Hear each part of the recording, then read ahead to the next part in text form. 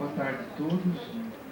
Nós estamos dando início, então, hoje ao quarto e penúltimo dia da nossa segunda Semana Espírita na Unicamp, com a presença hoje muito querida da Dona Terezinha de Oliveira. Nós temos dito sempre aqui, no início das nossas reuniões, que essa Semana Espírita é uma promoção do Grupo de Estudos Espíritas da Unicamp, que já existe há 15 anos e que se reúne regularmente nesse auditório, todas as quintas-feiras, com o objetivo de estudar a doutrina espírita. Essas reuniões acontecem ao meio-dia e 15, sempre abertas à participação de todos. E todos estão convidados a vir trazer a sua contribuição às nossas reuniões. Nós estaremos organizando também, na semana de 6 a 11 de novembro, a segunda-feira do Livro Espírita da Unicamp, que consistirá de 2 bancas nos restaurantes 1 e 2, funcionando no horário do almoço. Nós, mais uma vez, queríamos agradecer à Universidade Estadual de Campinas pela possibilidade de utilização desse auditório para o nosso evento, assim como do espaço externo dos restaurantes para a realização próxima da Feira do Livro. Agradecemos também a todos vocês que aqui estão prestigiando esse acontecimento e aos amigos do Grupo Espírita por toda a boa vontade, o empenho na realização dessa segunda Semana Espírita. Nós, em especial hoje, agradecemos a Dona Terezinha, que tão gentilmente abriu espaço na sua programação intensa, aos seus afazeres músicos, junto à doutrina e família, para vir trazer até nós um pouco do esclarecimento acerca da doutrina espírita.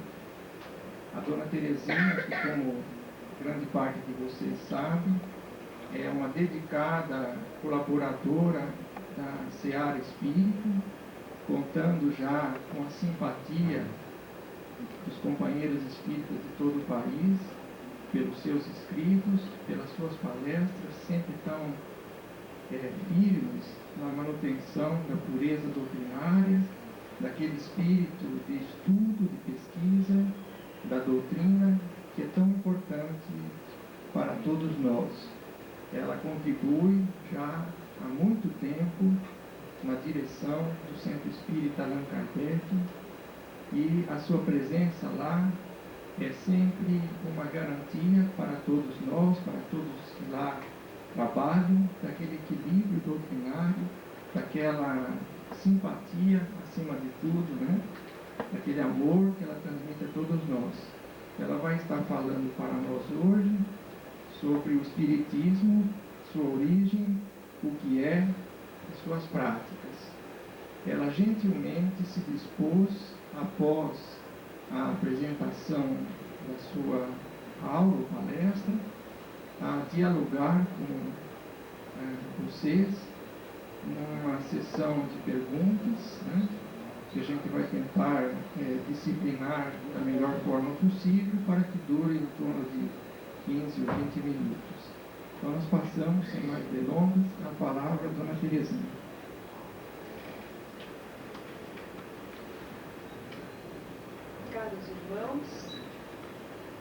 Caros irmãos, pela filiação ao Criador da vida, todos nós nos irmanamos dessa maneira. A minha saudação fraterna, meu contentamento por estar aqui com vocês.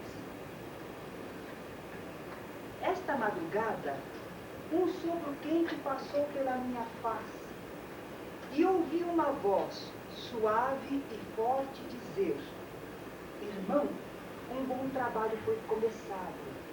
Olha, surgiu uma demonstração viva. E eu me quedei pensando o que queria dizer semelhante mensagem. Esse registro escrito por Andrew Jackson Davis.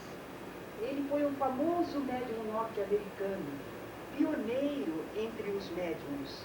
E ele registrou essa anotação a 31 de março de 1848. O que teria acontecido de marcante, de extraordinário espiritualmente nessa data? Nós sabemos que os seres incorpóreos, os seres espirituais, sempre se manifestaram conosco, os seres humanos, que também somos espíritos, mas estamos ligados a um corpo material. Em todas as épocas, em todos os povos, nós encontramos relatos, registros a respeito. A própria Bíblia, tanto no Velho como no Novo Testamento, é um repositório desses fatos, desses acontecimentos, dessas manifestações do mundo espiritual com o mundo terreno. Mas poderíamos lembrar em épocas mais recentes Emanuel Swedenborg, genial filósofo sueco. Mas quando ele estava na madureza de sua vida, ao redor de 60 anos, chegando lá, ele teve visões do plano espiritual. E ele relatou corajosamente. E as visões são verdadeiras. Agora, algumas interpretações, alguns enfoques, correm por conta, talvez, da inexperiência dele na relação com os assuntos espirituais. Mas ele deixou registros a respeito. A Revolução Francesa, em 1789, com o seu grito de igualdade, liberdade, fraternidade, e também entronizando a razão, ela vai causar mudanças na estrutura social, no campo do conhecimento humano, e vai dar uma abertura maior para a aceitação de manifestações de fenômenos diversos. Na primeira metade do século seguinte, de 1800 a 1850, nós vemos ocorrer muitas manifestações espirituais. Por exemplo, na Alemanha, eu ressaltei 1840, fenômenos mediúnicos produzidos através de um médium inconsciente. É aquele médium que durante o transe não tem consciência do que ocorre. Quando ele retorna a si, ele não sabe do que foi intermediário, o que falou ou o que fez. Esse médium inconsciente chamava-se Gottlieb Vitus. Mas na França, de 1839 a 1841, alguns livros revelados por clarividência. A Charles Louis, ele dizia que ele era a reencarnação do Delfim Luís XVII. Mas ele publicou livros que foram apreciados. Alphonse Carnier, célebre magnetizador, ele trabalhara com a sonâmbula Adèle Maginot desde 1840. E houve retumbantes manifestações e fenômenos através dessa médium.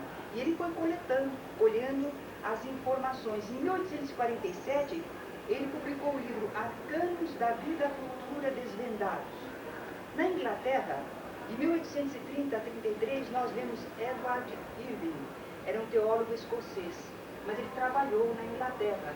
E na sua igreja, ele permitia nos seus fiéis as manifestações de sons espirituais e também de línguas, de idiomas que eram veiculados através desses fiéis. Nos Estados Unidos, em 1837, nós encontramos cerca de 60 grupos de Shakers. São aqueles que sofriam estremecimentos, eles se balançavam, se sacudiam, mas eram espíritos de peles vermelhas, de índios, peles vermelhas, que se manifestavam através deles. E se manifestavam na língua dos peles vermelhas e com as danças e cânticos dos peles vermelhas.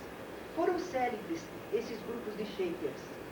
Em 1844, Andrew Jackson Davis, este médium que serviu para a abertura do nosso comentário desta manhã, por ação mesmérica, ele já entrava em transe. E então ele respondia a perguntas que eram formuladas, não ele, mas os espíritos através dele. E fazia diagnósticos de enfermidades. E começou também a receber informações dos espíritos de Galeno, aquele célebre médico grego, mas também de Swedenborg, que agora já estava no plano espiritual e também se manifestava através desse médium. ele culminou por escrever livros com essas informações espirituais. 1845, Filosofia Harmônica. 1847, Os Princípios da Natureza, Sua Divina Revelação. Esse médium já havia previsto os automóveis e inclusive também as estradas pavimentadas por onde eles correriam. Falava também de máquinas de escrever. Predizia para breve uma manifestação ostensiva dos espíritos, numa demonstração exuberante de imortalidade.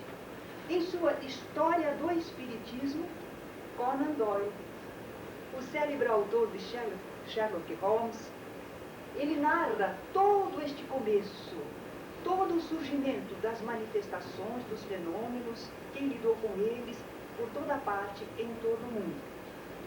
Sherlock Holmes, então, vai aludir a uma invasão organizada do plano espiritual em nosso plano terreno. Mas o que teria acontecido de marcantemente espiritual lá naquele 31 de março de 1848? É isso que nós pretendemos relembrar agora. Vamos viajar em pensamento, através do tempo, para 1847, e nos Estados Unidos, no estado de Nova York, um lugarejo chamado Hydesville. Para ali havia se mudado no final daquele ano uma família metodista, Fox. O marido, John D. Fox, e a mulher e duas filhas menores, Margaret e Catherine. Há um debate a respeito da idade delas, Margaret e Catherine, mas eram realmente meninas, adolescentes. Uns dizem que entre 7 e 11 anos, outros dizem que entre 9 e 12 anos. Em verdade, eram adolescentes, sim. A filha mais velha, Lia, já estava casada e morava noutra cidade, Rochester. Então, a família eram 4 pessoas. A 28 de março de 48 é que eles começaram a ouvir na casa uns ruídos estranhos, umas batidas, umas pancadas, e eram insistentes e incomodativas. Não deixavam o pessoal tranquilo. O que seria aquilo? Procuraram ao redor da casa, acharam que eram vizinhos brincando com eles. Procuraram de toda maneira uma explicação para o fenômeno e não encontravam. As meninas, assustadas, correram para o quarto dos pais. Não queriam ficar sozinhas em seu quarto. A casa era assombrada. Isso foi confirmado pelos moradores antigos da casa, os que haviam morado lá antes da família Fox.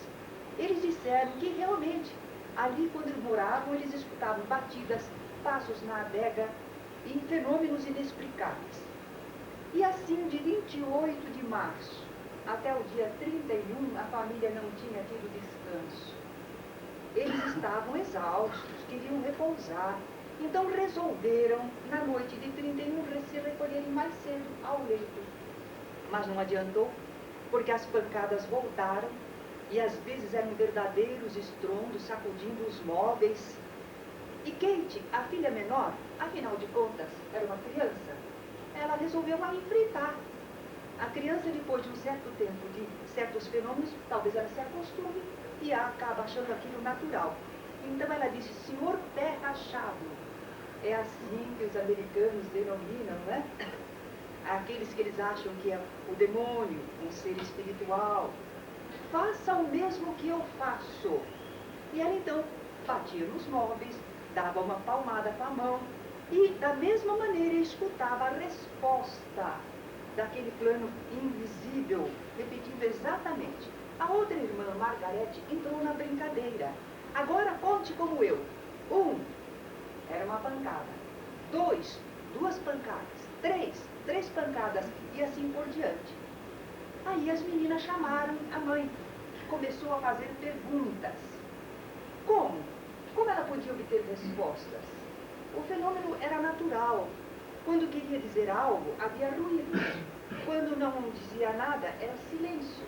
Então ela perguntou, é um ser humano que produz tudo isto em nossa casa? Mas houve um silêncio. Em seguida, é um espírito? Os ruídos se fizeram ouvir, como quem diz sim, sim, sim. Assassinado nesta casa? Por que essa pergunta? É porque nós todos estamos tão acostumados a saber de casas assombradas e que foi por causa de pessoas que tiveram uma tragédia por ali, que a morte não foi natural, por isso eles estão presos àquele ambiente. Ora, nos Estados Unidos também, eles lidam, sabe, dessas coisas, todo mundo sabe, o mundo todo. Então a pergunta foi essa: assassinado nesta casa? Se sim, de 2 batidas. E as 2 batidas se ouviram perfeitamente. Continuará a bater se eu chamar os vizinhos para também escutarem? E vieram os ruídos confirmando. Aí chamaram os vizinhos. O fenômeno começou a atrair a vizinhança. Até que, afinal, eles organizaram entre eles uma comissão para estudar aqueles acontecimentos. O Sr. Dusler foi presidente, assumiu a presidência dessa comissão. E ele teve uma ideia. Ele idealizou um alfabeto. Para a letra A, uma pancada. Para B, 2. Para C, 3. Olha que até chegar ao final do alfabeto eram muitas pancadas, né? Mas era o único meio de comunicação que eles conseguiram pensar. Eles não conheciam o fenômeno, não sabiam o que fazer, não é? Mas através desse diálogo telegráfico, se podemos chamar assim, eles conseguiram uma melhor explicação daquele que se comunicava. Fora um mascate, um vendedor ambulante, chamado Charles B. Rosman. Ele morara ali, quer dizer, se hospedara ali, com um casal mais antigo ainda do que os Whitman, o casal Bell. Ele se hospedou, mas o casal ficou ambicioso, desejoso do dinheiro de que ele era portador, cerca de $500, e também os seus pertences, as suas mercadorias. Assassinaram o mascate, enterraram lá no fundo da adega e ficaram com todos os pertences dele. O fenômeno, entretanto, continuou, não só essa explicação, e não só esse espírito Charles Rosman, mas outros espíritos começaram também a se comunicar. A notícia dos fatos se espalhou pela vizinhança, pela cidade vizinha, e em fins de 1850, os próprios espíritos indicaram uma nova maneira de comunicação, porque estava muito difícil, né, aquele sistema. Então eles disseram que se colocassem ao redor de uma mesa, colocassem as mãos sobre ela e começassem a recitar o alfabeto. A, B, C, D, E. Quando chegasse na letra que o espírito desejava, ele então movia a mesa, dava uma pancada, mas levantando e batendo com o pé da mesa. Por isso é que depois descobriram que a mesa tripé, a mesa pé de galo, que era mais fácil, não precisava ser uma mesa pesada, podia ser uma mesa pequena, para servir melhor às manifestações. E assim eles começaram a uma comunicação mais ordenada, mais rápida. Chamaram a isso, nos Estados Unidos, table moving. Eu não sei como traduzir, talvez alguém aqui consiga traduzir melhor. Mover a mesa, ou mesa movente, né? Agora, mais tarde elas seriam conhecidas como table tournante. Isso já é na França. As mesas que giram. Daí, em português, mesas girantes. Olha, nós temos até um livro do Zeus Vantuil, As Mesas Girantes e o Espiritismo. Porque as mesas girantes é um fenômeno. Espiritismo é outra coisa. Então ele vai mostrar a relação, qual a ligação, faz um histórico muito bonito a respeito. No mesmo ano de 1850, foi formada em Rochester, que era uma cidade vizinha, porém maior, de certa importância, uma comissão especial para estudar os fenômenos. Mas agora não eram os vizinhos da família Fox, não. Agora já eram pessoas respeitadas, dignas, com um certo conhecimento, autoridades locais.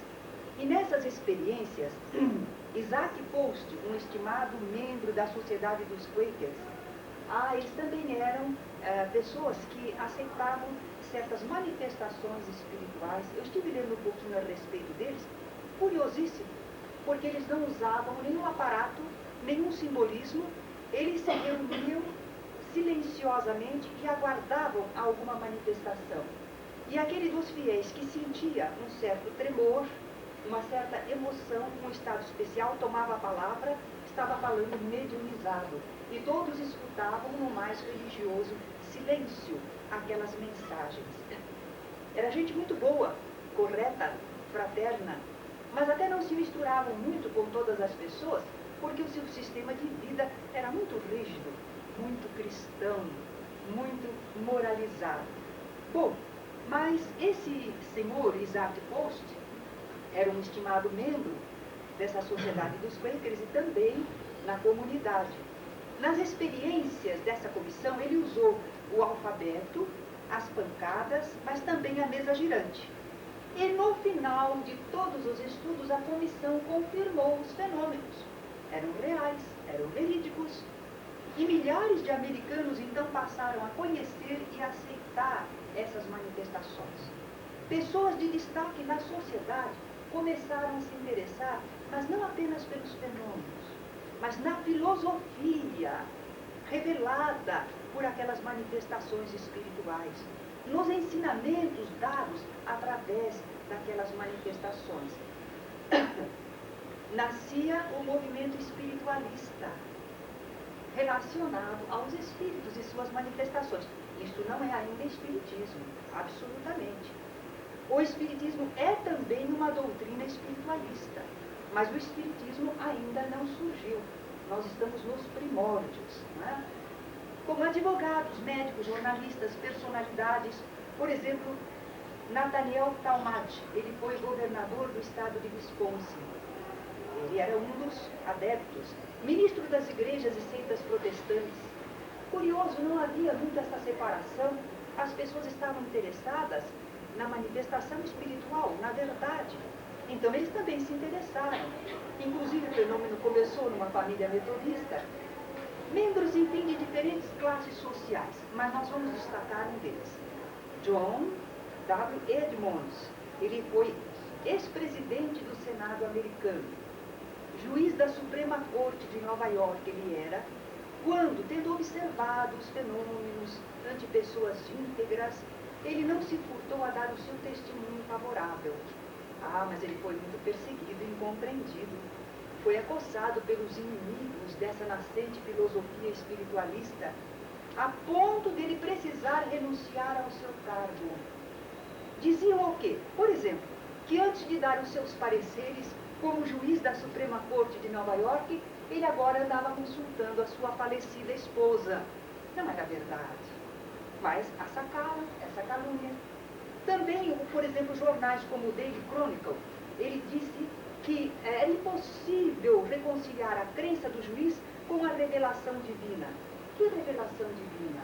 Eles aludiam à Bíblia, à autoridade da Bíblia. E que por esse motivo, esse juiz não passava de um adorador de Satanás. Bom, ele renunciou ao cargo para não causar mais celeuma, mas ele veio a público. Em 1º de agosto de 1853, ele redigiu um documento falando por que ele aceitara os fenômenos e principalmente a filosofia que emanava através daqueles ensinamentos. A essa altura, a filosofia espiritualista já contava com inúmeros adeptos em todos os Estados Unidos. E a explicação do juiz foi tão convincente, tão serena, tão bem fundamentada, que os jornais passaram a modificar o seu modo de se referir ao juiz. Mas aí ele já havia perdido o seu cargo, já não estava mais exercendo aquela função tão importante. A expansão dos fenômenos não ficou só nos Estados Unidos. Foi, primeiramente, para os países vizinhos, Canadá e México. Mas dali, depois, se expandiu para toda a Europa e chegou também à Rússia. Qual o objetivo dessas manifestações? Que fenômenos ridículos, pancadas, ruídos, vozes? O que é isto? É uma coisa que parece assim, até imprópria, não muito digna dos céus, dos Espíritos do Senhor, não é mesmo? Mas se nós lembrarmos de Galvani com a dança das rãs, a dança das rãs parecia um fenômeno ridículo, e muita gente caçoou, e os jornais também, mas no fundo havia uma lei para um certo fenômeno muito importante para a humanidade. Vamos lembrar também Franklin e o para-raios. Aquela pipa, aquele papagaio, para fazer uma demonstração de que era possível atrair as manifestações da natureza. Também alguns ridicularizaram, mas ali havia algo para se estudar, pesquisar, algo importante. E Newton, quando vê aquela maçã cair, quando ele falou talvez aos outros, não, foi a queda de uma maçã que me fez pensar, que coisa ridícula, um homem culto, cheio de tantas possibilidades de raciocínio, agora a quedazinha de uma maçã que desencadeou tudo. Então nós estamos vendo que são sinais, detalhes, que quando se sabe observar e pensar a respeito, aí nós encontramos grandes leis naturais. Vejam, por exemplo, uma pergunta que os pesquisadores fizeram e qual a resposta dos espíritos manifestantes. Que tem em vista os espíritos em se manifestando a nós? O que é que eles querem? Por que eles estão intervindo em nosso plano? Unir a família humana e convencer aos céticos de uma outra vida. É um objetivo novo, digno, fraternidade, e acabar com a descrença na vida espiritual. Caros amigos, deveis proclamar ao mundo estas verdades. É a aurora de uma nova era, e não deveis tentar ocultá-la por mais tempo. Já há muito tempo se ocultou, não é? Talvez devamos entrar nesse campo e conhecer melhor. Quando houveres cumprido o vosso dever, Deus vos protegerá e os bons espíritos velarão por vós. Bom, essa parte da mensagem pode parecer assim muito religiosa, não é? Vamos deixá-la de lado. Mas as maneiras de comunicação começaram a evoluir, claro. Inventaram um círculo de letras, o abecedário, e duas palavras sim ou não. Sob a ação dos espíritos, os sensitivos conseguiam apontar a letra ou palavra desejada.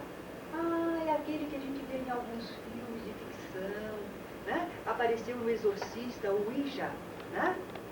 A prancheta ou cesta com o lápis amarrado, uma cestinha ou uma prancheta. Inclusive, a prancheta eles punham uma rodinha assim, que era para não pesar demais, e um lápis preso à ponta.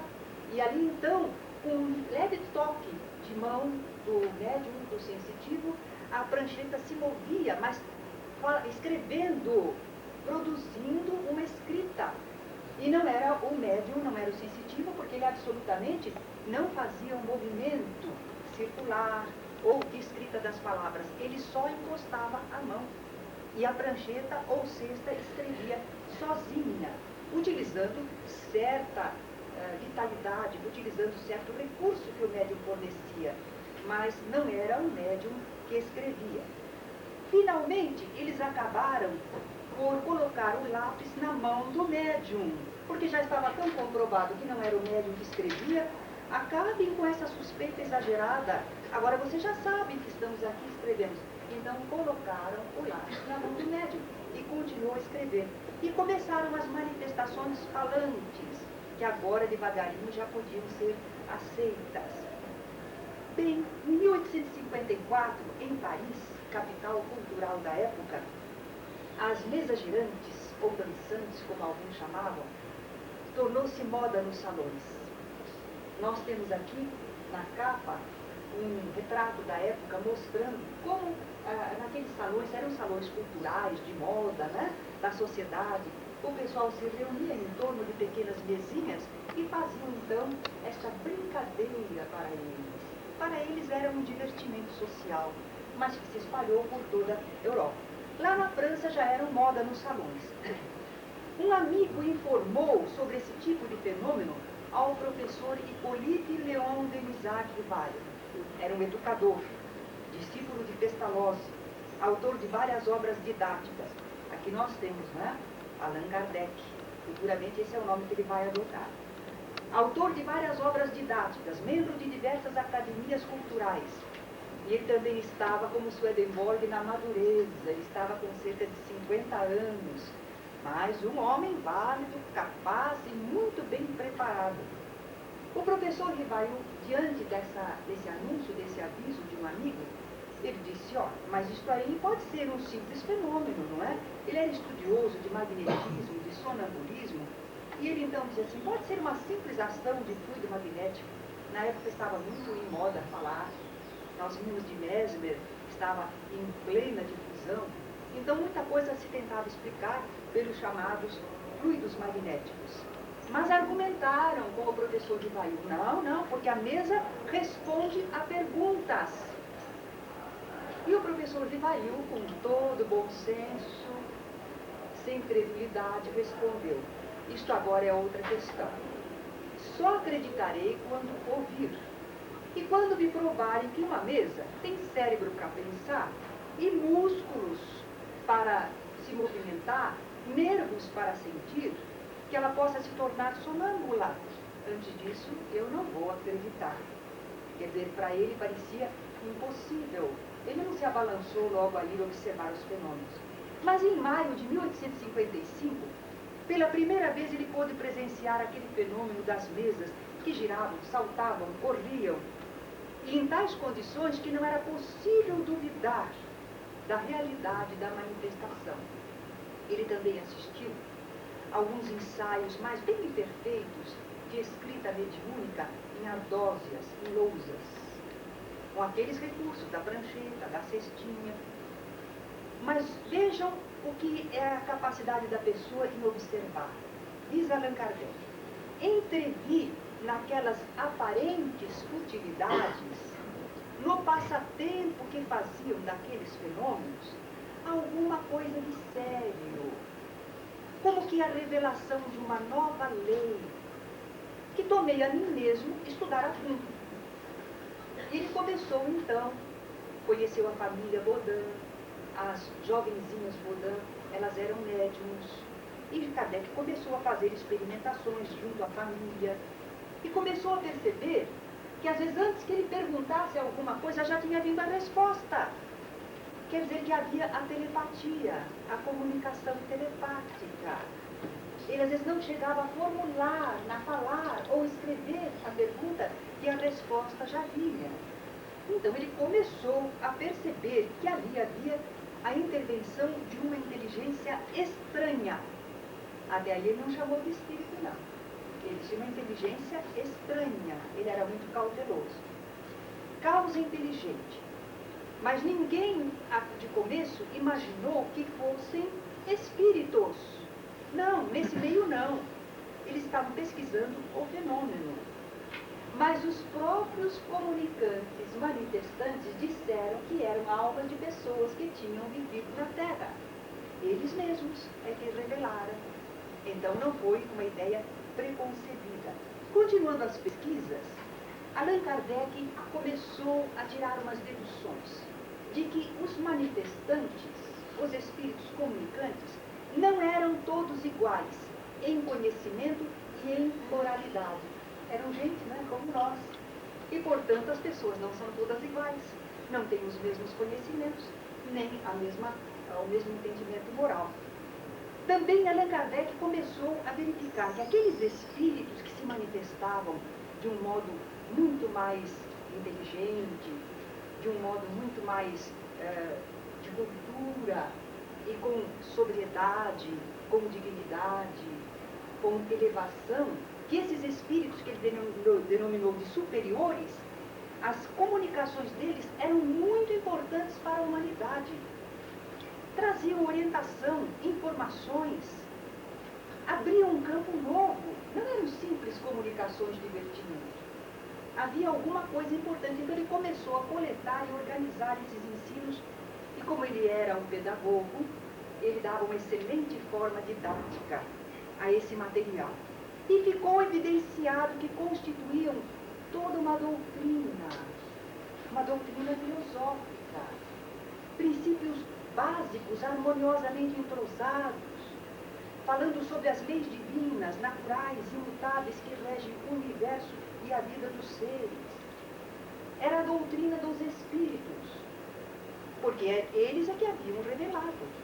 São verdades universais, mas como aqueles espíritos estavam informando, eram eles que traziam, então ficou com o nome de doutrina dos espíritos. Mas não é de Kardec? Não. Kardec não criou nem fundou essa doutrina. Ele apenas organizou, coletou, deu uma ordem didática, como se fosse assim um código. Essa apresentação é de Allan Kardec, mas o conteúdo não é dele. Ele não poderia dizer a minha doutrina, porque não era, era dos espíritos. Ele denominou-a espiritismo para distinguir das outras ideias, filosofias espiritualistas. Porque essa doutrina tinha certos princípios bem definidos, não se confundia com outros modos de pensar, com outras informações. Então ele deu o nome de espiritismo. E aos adeptos dessa doutrina, ele chamou de espíritas ou espiritistas, mas não espiritualistas, porque espiritualistas é muito amplo e muito vago. Para apresentar essa doutrina, para divulgá-la, porque ele achava tão importante que não devia ficar só com ele, seria luz sob o alqueire. Então é que ele publicou os livros, mas ele usou aí que ele usou o pseudônimo de Allan Kardec. O nome dele era Hippolyte Léon Denisard Rivail. Mas ele já tinha obras didáticas publicadas com seu nome. Se ele apresentasse aquela doutrina com o nome dele, o que iria acontecer? As pessoas diriam, a doutrina do Dr. Rivail, a doutrina daquele pedagogo.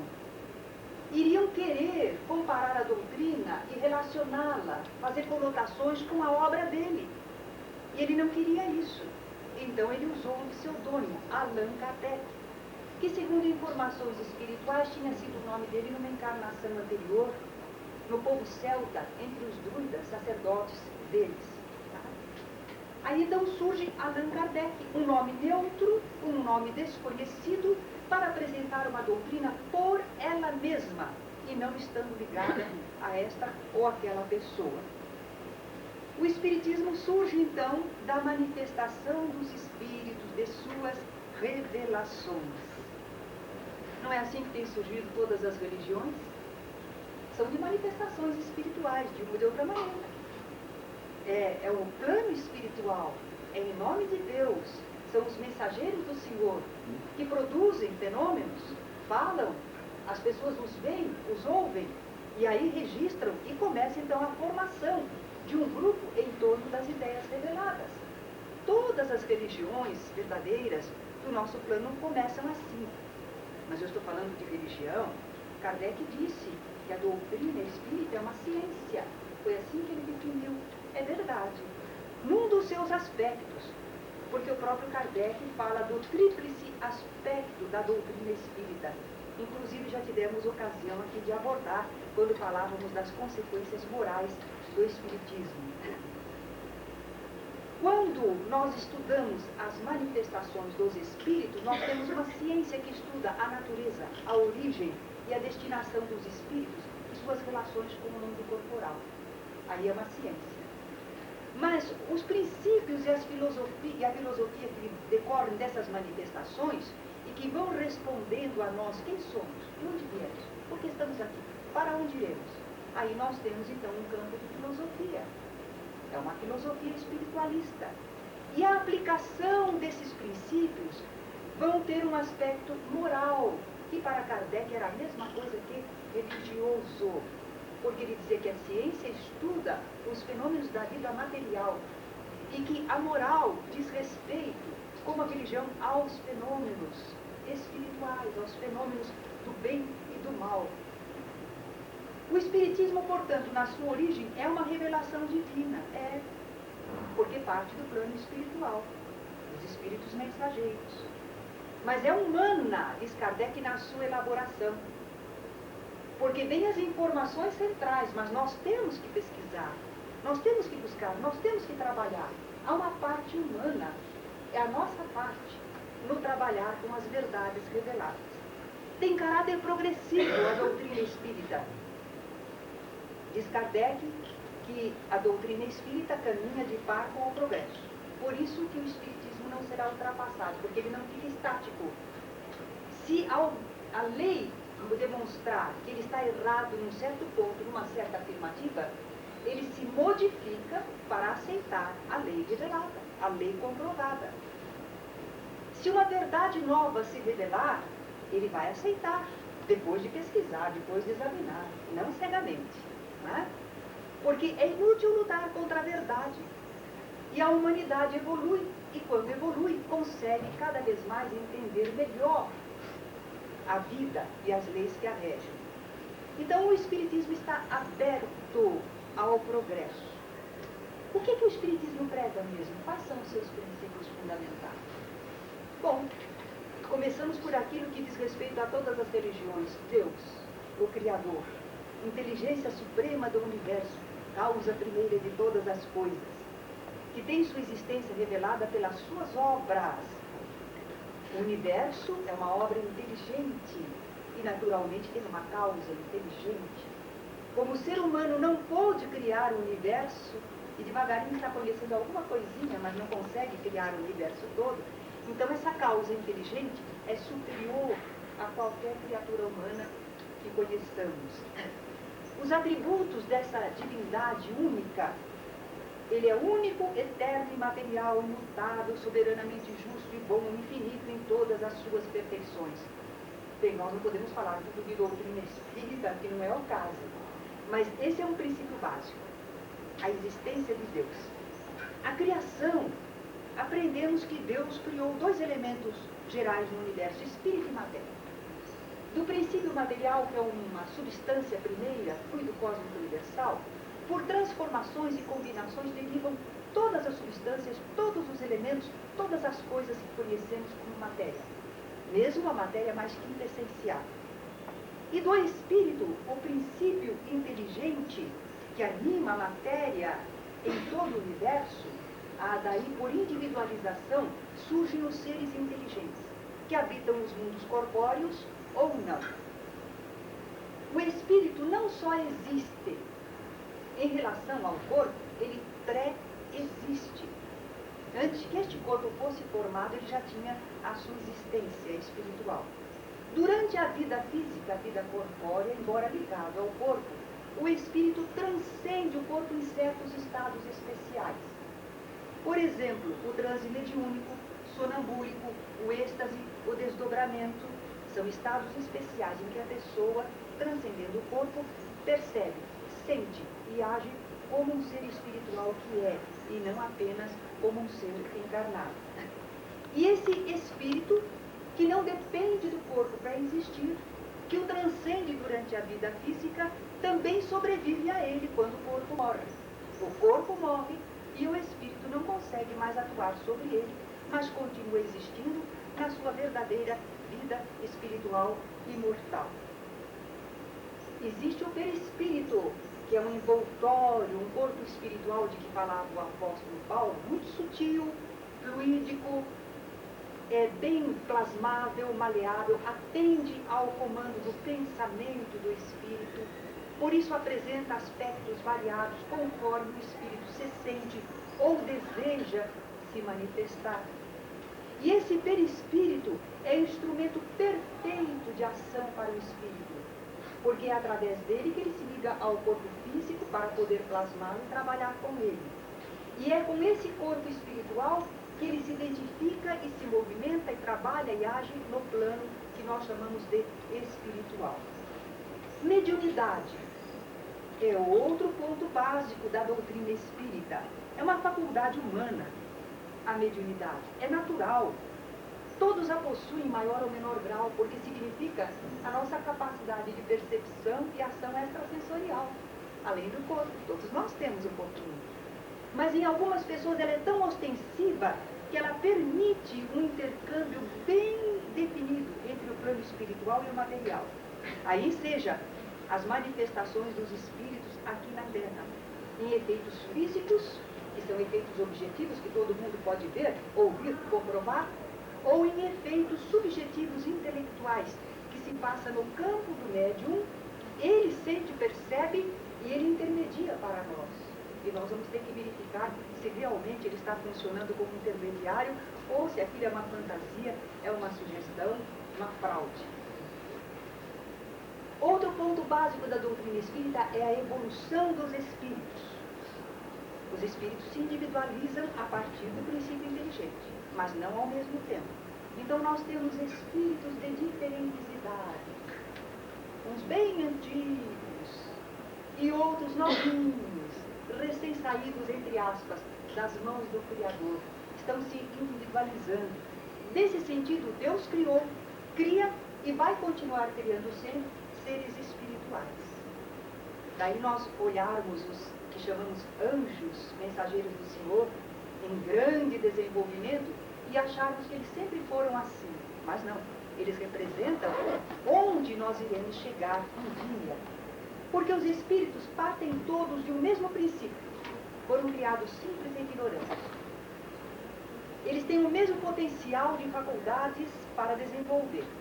Passam por experiências semelhantes, que vão levando ao melhoramento progressivo do intelecto e do moral. Eles agem sob a lei de causa e efeito. É uma lei que retribui ao ser de acordo com aquilo que ele age.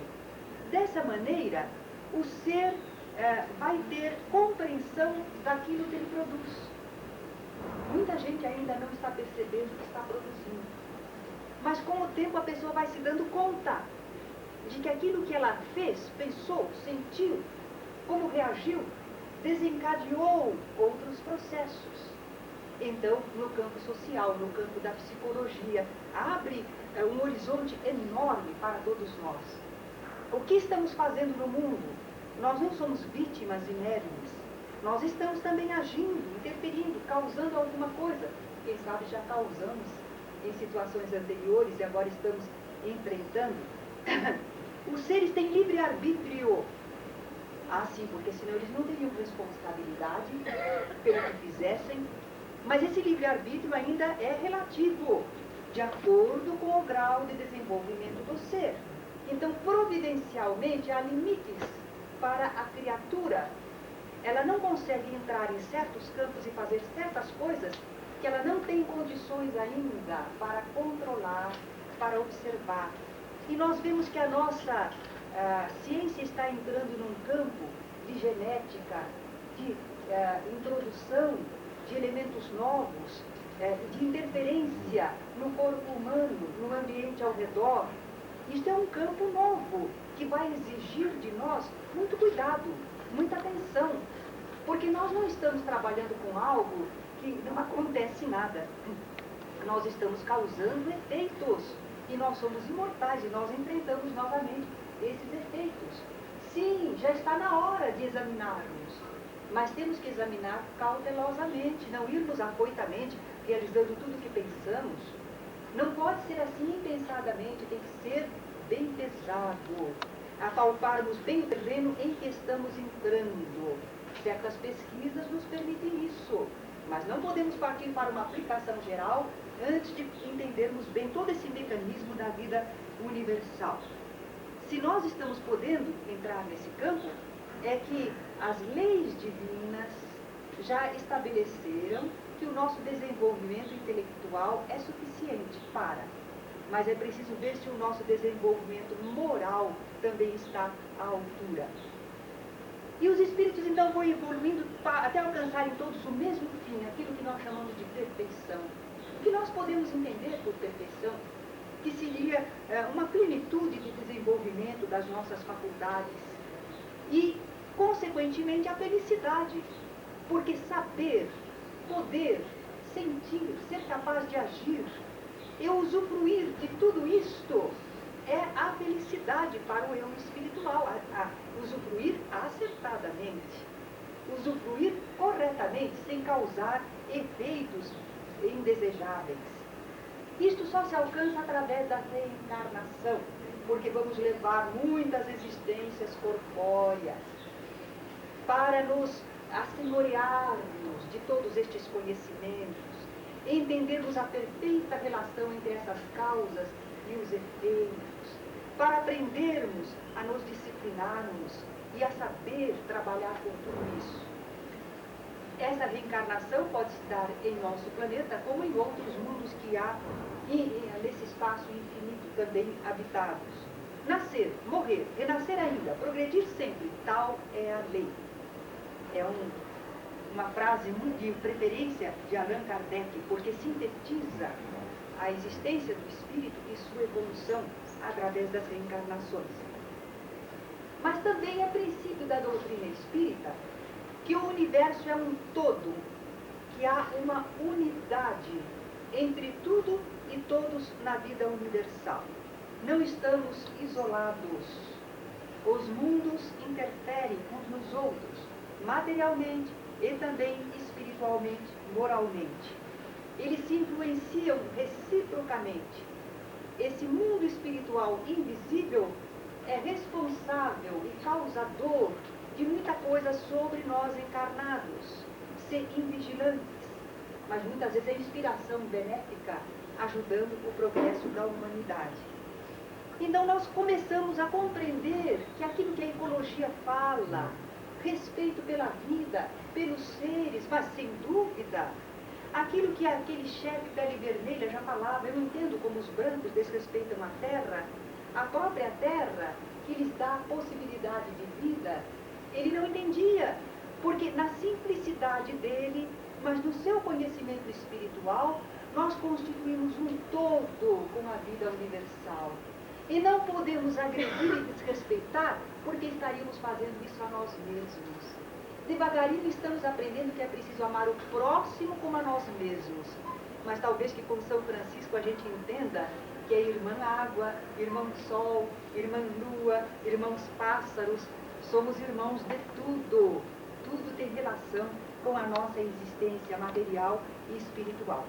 Onde se encontram tais ensinos? Porque estamos falando tão resumidamente, são pinceladas, se encontram nas obras básicas da doutrina espírita, escritas por Allan Kardec, transmitindo esses ensinamentos. O Livro dos Espíritos, o Livro dos Médiuns, porque já que há intercâmbio, é preciso conhecer. O Evangelho segundo o Espiritismo, para mostrar como todo conhecimento espírita vai desaguar em concorrência, em concordância com a moral cristã. O Céu e o Inferno, que fala sobre a justiça divina, mostrando que não há condenação eterna, embora haja justiça, mas há também misericórdia. A Gênese, falando das forças universais, da criação material, da criação espiritual, e falando também sobre os milagres, as predições, explicando esses fenômenos. Então nós vemos que nestes livros e também nas obras outras complementares de Allan Kardec, inclusive obras póstumas, publicado após a desencarnação dele, e nas obras subsidiárias de outros autores, reencarnados ou não, mediúnicos ou não, nós encontramos todo um detalhamento dessa doutrina dos espíritos. Mas ainda não está completo, não. São noções ainda, nós temos muito que conhecer, mas essa base é muito importante, muito esclarecedora, muito estimulante para a nossa vida de seres humanos. E as práticas? Tudo isso que nós estamos falando é o que é o Espiritismo, sua origem, seus princípios, mas como se pratica o Espiritismo? O que é que nós vamos realizar de prática? Nós vamos agir de acordo com o entendimento que a doutrina espírita nos deu. Nós vamos mudar muito o nosso modo de adorar a Deus, de cultuar as coisas espirituais. Por exemplo, não são práticas espíritas, cerimônias rituais, sacramentos, sacrifícios, oferendas materiais. Nós tratamos só espiritualmente, pensamento, sentimento, ação, vibração. Não são detalhes materiais, não precisa nada material. Símbolos, imagens, altares, velas, vestes especiais. Mas que bonito é, né? A gente vê lá no Vale do Amanhecer, aquela, como é que chama aquela vidente? Leila, parece que é. Ela aparece com aquelas roupas paramentadas, aqueles seus seguidores, cada equipe corresponde a um certo grau e cada um deles tem um colorido nas vestes, e aquele anfiteatro enorme, e aquele espelho d'água. Impressiona, né? Nós gostamos dessas coisas, mas será que espiritualmente é necessário? Claro que não. Isso até distrai a nossa atenção de nós podermos perceber e sentir o que é realmente espiritual. Em todo caso, cada um tem a liberdade de agir como entende.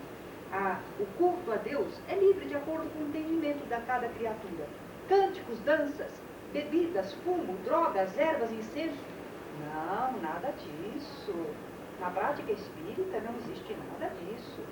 Em certas práticas espiritualistas, sim, mas não são práticas espíritas. Breves, patuás, escapulários, talismãs, amuletos. Nós não estamos seguros por alguma coisa material que o próprio homem constrói. Nós estamos seguros pelas leis divinas, dentro do que fazemos, da nossa indestrutibilidade espiritual, que Deus não deixou à mercê de ninguém, e pela nossa capacidade de sempre pensar, sentir e modificar os acontecimentos, e acertarmos onde erramos e seguirmos em nosso progresso. É isso que nos dá segurança espiritual, nada externo. Então o Espiritismo não recomenda nada disso é prática espírita. Nós sintetizamos porque iríamos comentar muita coisa. Em Espiritismo também não há classe sacerdotal. Não há? Não. A rigor não precisamos de nenhum intermediário que vá nos dizer: faz assim, agora não faz aquilo outro, agora você ajoelha, agora você levanta, agora você faz aquilo outro, agora leva essa oferenda para lá. Não tem. Pois se tudo que nós entendemos prescinde disso, se toda a nossa vivência espiritual prescinde dessa organização toda, por que precisamos do sacerdote? Trocar ideias entre companheiros, aproveitar a evolução maior de alguns, ótimo. Vamos em conjunto, progredindo, aprendendo, mas nós somos livres para aceitar ou não aceitar. Então nós não estamos na dependência de ninguém para nos fazer ficar bem com Deus. Nós já estamos bem com Deus, que nos criou e nos ama, dependendo apenas de nós aprendermos suas leis e não causarmos efeitos desagradáveis para nós mesmos. Então não há classe sacerdotal, porque não há o que oficiar. Não há absolutamente nada que se deva realizar materialmente para o cultivo das coisas espirituais. Bom, mas aí também parece que não é mais uma religião. Se não tem nada do que costuma caracterizar as religiões, não tem culto exterior, não tem objetos de culto, não tem liturgia, não tem dogma, não tem sacerdócio, é religião mesmo? É, tem um aspecto religioso. É uma religião espiritual, a ligação verdadeira da criatura com o Criador, sem qualquer aparato formal exterior. Mas é sentimento religioso do mais puro, é ação espiritual da mais legítima. Concorda inteiramente com o ensino de Jesus. Deus é espírito, e importa que os seus adoradores o adorem em espírito e em verdade. É Jesus que não tinha igrejas, que não tinha vestes especiais, que não tinha nenhum objeto de culto, que onde estivesse, amando a Deus e ao próximo, cumpria a sua função de espírito criado por Deus justamente para servir, para amar, para cada vez mais poder usufruir do poder sobre aquilo que a vida universal enseja. Mas se nós não temos uma adoração exterior, um culto exterior, os adeptos da doutrina espírita, eles se sentem motivados, impulsionados, desejosos de uma participação espiritual ativa, e tanto para homens como para mulheres, porque a gente encontra algumas religiões que as mulheres são as privilegiadas, e encontramos outras que só o homem é que tem direito. E nós, na doutrina espírita, aprendemos que o espírito não tem sexo na forma física como nós estamos acostumados, que os espíritos têm qualidades mais positivas, outras ainda não desenvolvidas, mas somos todos iguais em origem e chegaremos à mesma destinação. São os mesmos os espíritos que animam os corpos dos homens e das mulheres. É um foco completamente diferente. Então, o que se faz em nome do espiritismo? Que prática? Estudo. Como o espírita tem que estudar. E se ele é analfabeto? Ele escuta. Ele ouve leituras. Ele ouve palestras, troca ideias, conversa. A informação não depende somente de ler e escrever. Então as pessoas estudam, precisam conhecer, precisam saber como é, como não é e por quê. Então, como se deve fazer? Isto é assim, deixa eu experimentar. Então as pessoas estudam, experimentam, para ter verdadeira convicção. Fé verdadeira só o é a que encara a razão face a face em qualquer época da humanidade.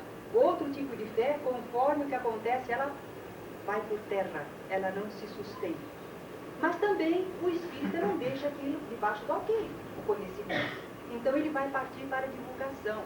Mas cuidado, é uma divulgação adequada, oportuna, fraterna. Esse intuito meramente proselitista, não temos esse intuito proselitista, por que não? Porque não tem dízimo, não tem pagamento por cabeça, não tem lucro de pessoa por pessoa. A única coisa que se quer é que cada criatura esteja mais esclarecida para agir melhor, ser mais feliz, ser uma pessoa mais benéfica no todo. Só nos interessa o progresso, o bem-estar para todas as criaturas. A pessoa não precisa estar conosco na nossa casa espírita para ser beneficiada pelo conhecimento. Ela é livre, mas é bem melhor que ela seja mais esclarecida. Oração, claro, a oração é elevação do pensamento, é colocar a nossa tomadinha em correntes espirituais mais altas, mas é sincera, é simples, é fervorosa, não tem fórmulas. Cada um fala do seu coração, cada um busca, não precisa nem palavra, basta pensar. O pensamento é a comunicação universal, mas também tem que orar com objetivos dignos, fraternos, elevados. Não vai fazer oração para coisas mesquinhas, coisas agressivas, coisas particulares, egoístas. Não, não é assim. Então nós aprendemos como se ora. Fluidoterapia é o emprego benéfico dos fluidos. Alguns falam em magia negra, uma série de coisas. Não é nada mais do que o pensamento, a ação, a vontade sobre os fluidos. Só que à luz da doutrina espírita, nós sabemos que tem a lei de ação e reação. Nós não podemos fazer nada que não seja bom, porque isto retorna no todo ou diretamente para nós. Então nós queremos agir bem com os fluidos, que beneficie a todos, passe água fluidificada, vibrações e radiações de assistência espiritual. Não é um substituto à ação da medicina. A medicina tem um campo bem necessário, um campo em que nós estamos também nos exercitando, aprendendo, servindo. Não misturemos as estações. É verdade que agindo espiritualmente, muitas vezes há reflexo orgânico, mas nós não estamos aí com os espíritos para substituir o trabalho dos homens. Nem eles querem, os espíritos bons, elevados, eles não vão tirar a nossa oportunidade de aprender e de servir. Eles têm outro campo de ação no qual nós não conseguimos. É aí que eles podem agir, ajudando e não perturbando. Aprendemos também com a doutrina espírita que existe esse intercâmbio mediúnico, que é importantíssimo, porque comprova a imortalidade, a existência e imortalidade do espírito. Sem isso nós ficamos na teoria, pura teoria. E também para a cooperação fraterna entre os dois planos de vida, informações espirituais que esclareçam e consolem, exercício desse potencial de intercâmbio que cada um carrega consigo. E vamos para a caridade. Caridade, todo mundo fala espírita, pensa na caridade, né? O espírita faz muita caridade. É verdade, o espírita está alertado que ele não pode ficar indiferente ao seu semelhante. Enquanto uma pessoa chorar no mundo, nós não poderemos ser perfeitamente felizes. Nós fazemos parte de um todo e nós nos exercitamos e crescemos através de abrirmos o coração e a vida para o semelhante. Então nós partimos para a caridade, que caridade é isso, é uma disposição benévola para com o próximo. Né? É isso que traz o progresso. Ninguém isoladamente consegue progredir tudo o que deveria. Nós progredimos no conjunto social. Então a caridade é importante. A caridade não vai resolver essa caridade que nós falamos, a caridade material aqui na Terra, não vai resolver todos os problemas. Mas para a pessoa que recebe a caridade, é um alívio, é um socorro importante. E para nós, é a compreensão cada vez mais de necessidades, como se faz isso, como se realiza aquilo, como se soluciona tal problema. Então é crescimento para nós. Agora, fundamental mesmo é a caridade moral. A caridade moral que não depende nem de dinheiro para ser praticada, de nada material. E a caridade moral que é aquela que ensina, é aquela que consola, é aquela que convive, é aquela que exemplifica. Enfim, é o sentimento de amor ao próximo em ação. As práticas espíritas, como vemos, são simples, sem exterioridades, sinceras, baseadas em real entendimento e sentimento, buscando somente o bem para cumprir a vontade divina, sem nada cobrar. De graça recebeste, de graça dai.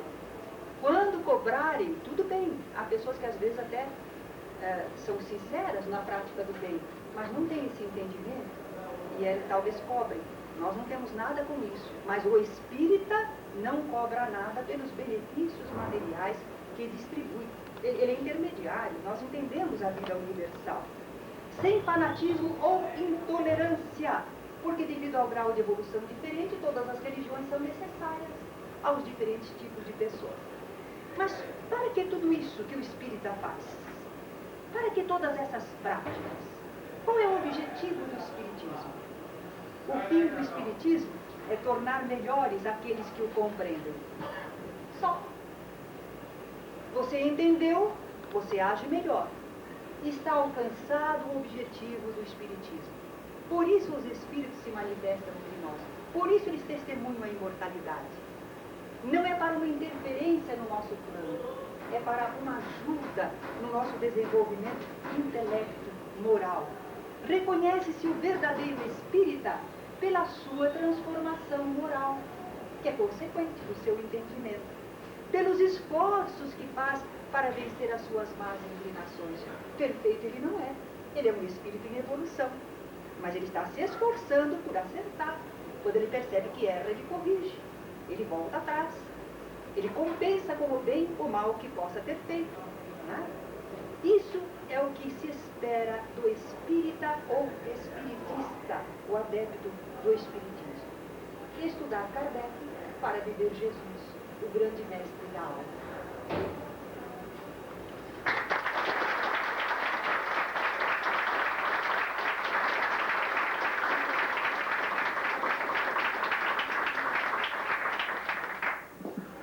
Obrigado, Dona Terezinha, pela exposição tão clara, tão precisa, tão completa, informando a nós sobre o Espiritismo. Então, conforme ela se dispôs, gentilmente, nós teremos agora alguns minutos dedicados a perguntas que vocês queiram fazer.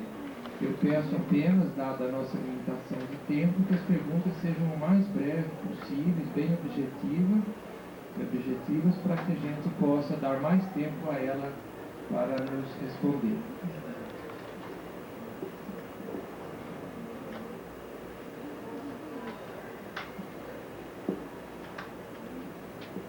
Alguém?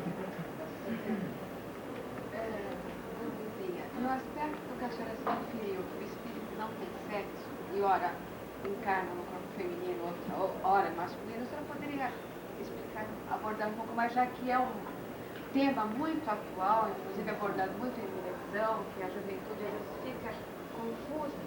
Realmente, muito importante, bem oportuna a pergunta, porque nos permite complementar, não é?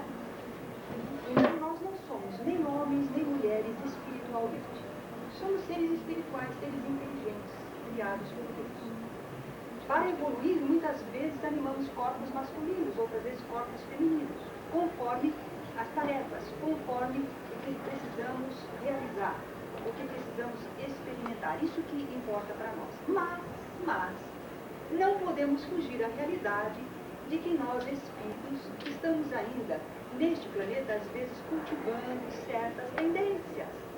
Há pessoas, por exemplo, que têm uma tendência para o jogo terrível, ou para o alcoolismo, ou para, vamos dizer assim, o domínio sobre o semelhante, ou para a briga. Então, tudo isto vai revelando os campos que nós cultivamos, aquilo que nós demos importância, o nosso temperamento, as nossas preferências, e no campo do sexo também. Às vezes, nós insistimos várias encarnações no sexo masculino ou várias encarnações no sexo feminino, até alcançar um certo desenvolvimento de algumas qualidades, de algumas aptidões. E acontece que, às vezes, os espíritos, quando se reencarnam, nem sempre se ajustam a isto. Quando o espírito é bem equilibrado, ele usa o corpo masculino ou o corpo feminino em perfeito equilíbrio. Porque dentro da alma, nós espíritos sabemos o que é justiça ou injustiça, o que é amor e o que não é amor, o que é dever. Nós todos temos as mesmas noções básicas, apenas temos um corpo mais adaptado de acordo com as necessidades terrenas para esta atividade ou aquela outra. A mulher, por exemplo, negar-se à maternidade, eu acredito que não é muito apropriado. Nós não estamos esquecendo os problemas de influência social, nós não estamos esquecendo os problemas de formação orgânica que traga alguma inquietude, que traga alguma insatisfação à criatura, mas estamos também lembrando que o hábito, os costumes, muitas vezes, como na ilha de Lesbos, faziam com que as pessoas partissem para o homossexualismo feminino. Então, às vezes, os costumes, a prostituição, são responsáveis também. Não podemos generalizar. Agora, o que estamos trazendo como contribuição é que a realidade de não sermos nem homem nem mulher, mas às vezes temos cultivado muito determinadas atitudes e práticas, quando nós reencarnamos, às vezes a pessoa não está muito bem ajustada. E ela então se sente mal. À luz da doutrina espírita, eu sei que muitos não vão concordar, vão julgar até retrógrado, mas o nosso objetivo é espiritual. Uma vida, a pessoa às vezes passa em trabalho, em tarefas, em realizações, sublimando o campo sexual. E daí, nós aprendemos isso no Evangelho, quando Jesus diz, né, que há aqueles que se castraram a si mesmo pelo reino dos céus. Mas é alguma coisa que alguns podem e outros não. Então não podemos pôr uma forma em ninguém. Respeitamos as diferenças, nos ajudamos mutuamente, mas o que nós não queremos é que a pessoa também, por qualquer coisa, se acomode neste ou naquele hábito. Ah, não, nós temos que partir para melhor. A mentira é tão usual entre nós seres humanos, mas será que ela é o ideal? E será que nós devemos dizer, eu minto mesmo? Sempre que me convier, eu minto mesmo. Não, nós temos que dizer, eu vou ver se eu minto o menos possível. Para sermos sinceros, não vamos dizer que não vamos mentir nunca.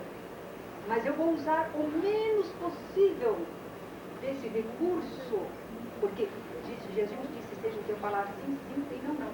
No campo do sexo, é a mesma coisa, mas cada um é responsável por si.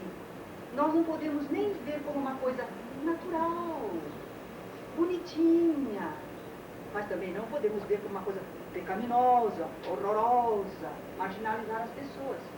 A pessoa é importante por ela, como espírito, o que faz, o que realiza. Algumas criaturas que estão com problemas no campo do sexo, e tão aparente assim, são excelentes pessoas, podem produzir tanto no bem comum.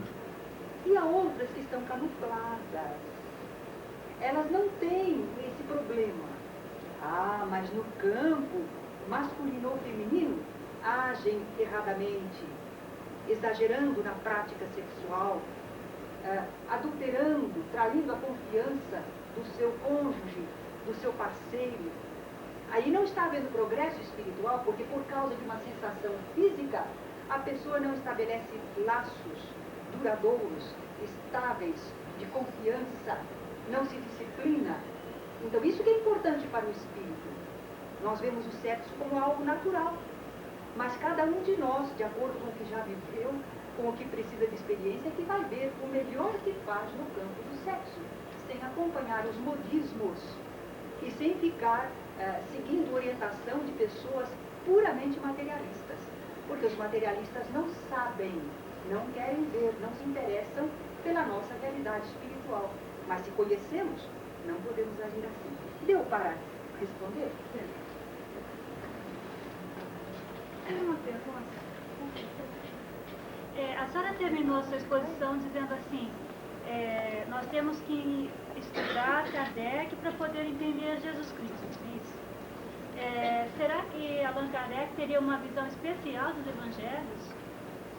Ou, em outras palavras, só ele teria uma visão correta? Não. Nós quisemos dizer que estudamos Kardec, porque Kardec não é Kardec, não é ele Kardec. Quando nós falamos de estudar Kardec, nós temos que dizer a doutrina que ele codificou. E que vem de espíritos superiores, mensageiros. Então, quando esses espíritos fazem uma abordagem do Evangelho, daqueles pontos que a gente conhece, que aliás eu gosto muito do Evangelho, a análise é tão pura, é tão sublime, é tão tocante, tão clara, que aí a gente compreende bem o Evangelho de Jesus. E aí dá para seguir. Aí você entende por que você deve agir daquela maneira. Porque quando a gente lê no Evangelho, se alguém te bater numa face, oferece-lhe também a outra, a gente diz, "Ih, Jesus, nesse nosso mundo não dá."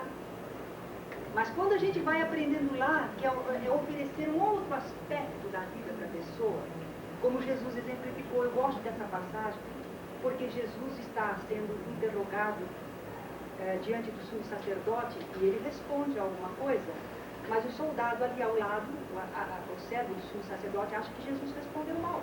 Então dá uma bofetada em Jesus. Jesus diz para ele, se eu falei mal, dá testemunho do mal, quer dizer, explica o que foi. E se não falei mal, por que você me bate? Esse é um modo cristão. Mas você precisa entender isso, senão você nunca vai aceitar Jesus. Você acha lindo, mas fora do seu alcance. Aí Jesus fica lá na distância e você aqui. Com a doutrina espírita, a gente está aprendendo o que é, como é, por quê. Ponto. Então, a gente está conseguindo entender melhor e viver melhor a mensagem cristã. É nesse sentido. Sim, por que não?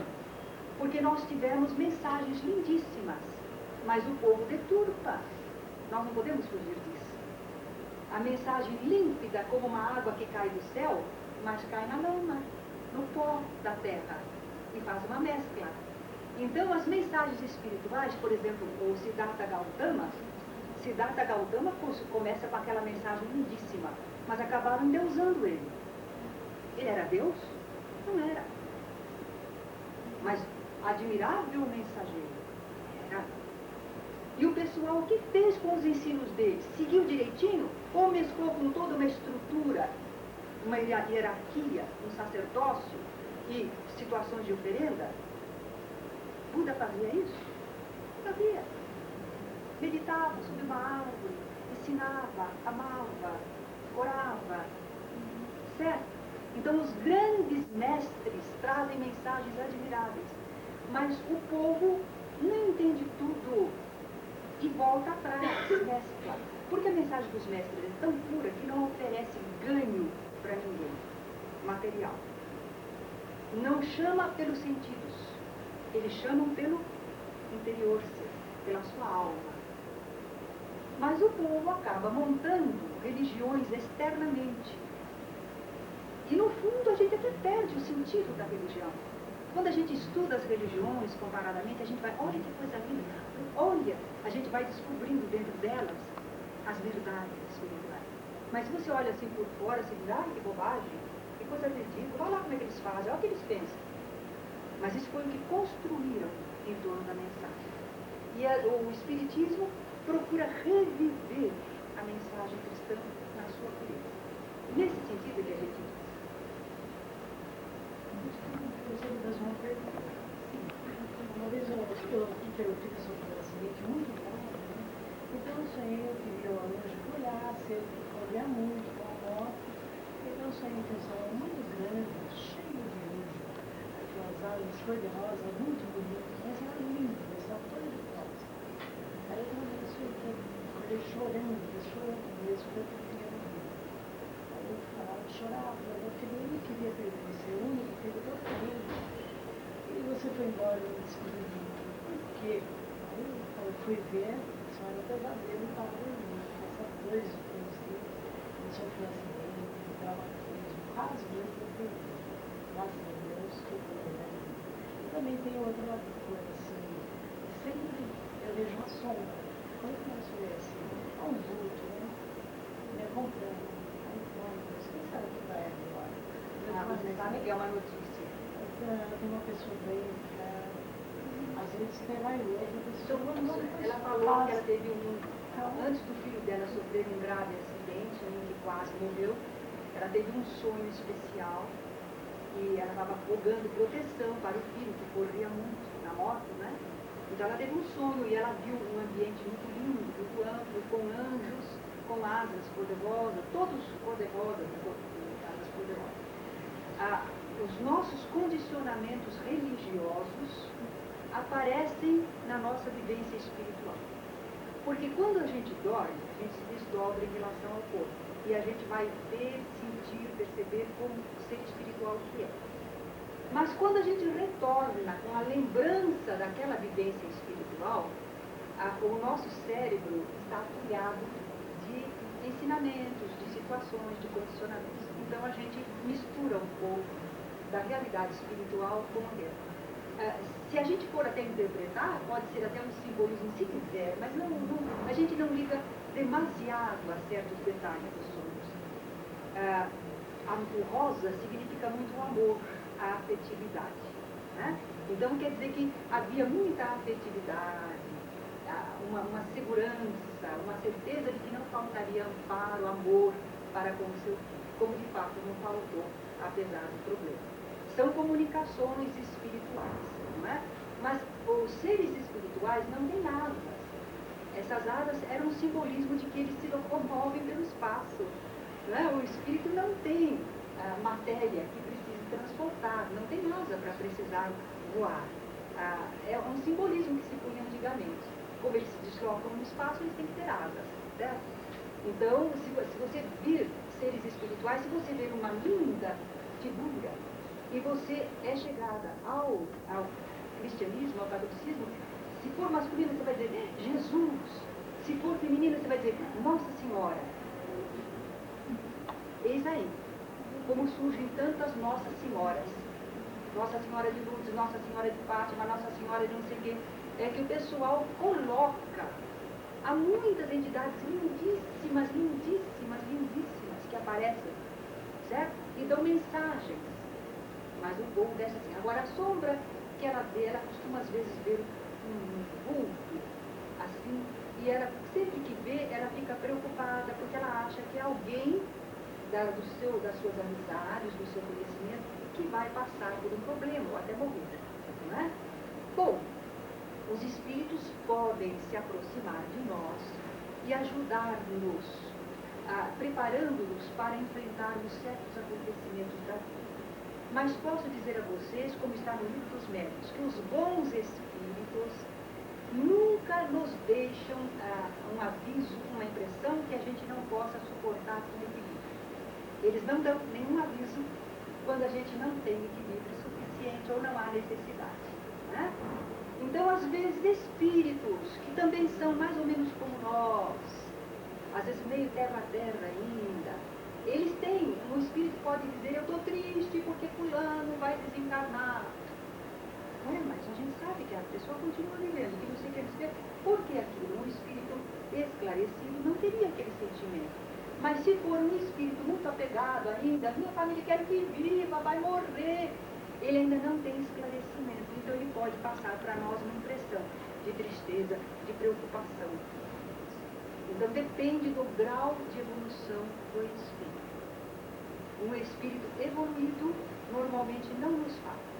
Às vezes nos induz para a oração, nos aconselha alguma coisa, passa uma ideia assim, sabe? Meio interessante, importante, mas não tão clara. Porque nós também estamos aprendendo a lidar com os espíritos comunicantes, e se o espírito, através do médium, a gente começa a conversar, a gente percebe que ele não tem muita estrutura para saber que ele desencarnou, a gente não fala para ele que ele desencarnou. O importante é que ele se sinta bem, o importante é que ele seja encaminhado, o importante é que ele veja os amigos espirituais, para não ficar na situação que ele está. Mas conforme o caso, se você fala, não, porque você já não tem mais corpo, porque você já te encarnou, você já é um espírito. Se ele não tem preparo psicológico, ele afunda no desespero, na angústia, dá um trabalhão danado para você depois equilibrar. Certo? E se nós, que somos encarnados, estamos aprendendo quando podemos falar com as pessoas ou não, às vezes contornamos a situação muito mais os bons espíritos. Né? Então, a mensagem talvez fosse para dizer a você, em resposta ao seu pedido, seu filho vai ter proteção, o amor divino está com ele, e usaram as imagens a que você estava habituado.